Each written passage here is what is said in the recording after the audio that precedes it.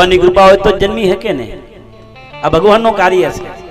જીવે તો કેટલું જીવે એ આપણા હાથની વાત છે, પણ ભગવાનની કૃપા હોય તો પ્રાપ્ત થાય. ક્યારે આપણું મૃત્યુ થાય એ આપણા હાથની વાત ખરી.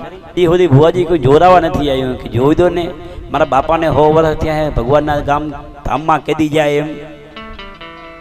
બધી વસ્તુનું મુહૂર્ત પણ એનું મુહૂર્ત નીકળે એ તો ભગવાનના હાથની વાત છે. એટલે ભગવાન કહે ક્યારે જન્મે, કેટલું જીવે અને ક્યારે એનું મૃત્યુ થાય, આ ભગવાનનું કાર્ય છે. આ ભગવાન કરી શકે.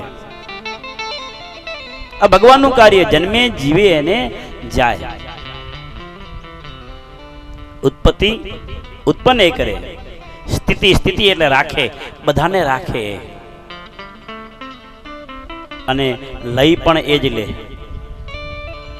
કોઈને કોઈ નિમિત્તે કાંઈક નિમિત્ત બનાવે અને કોઈને કઈ નિમિત્તે એનો લય થાય, નાશ થાય.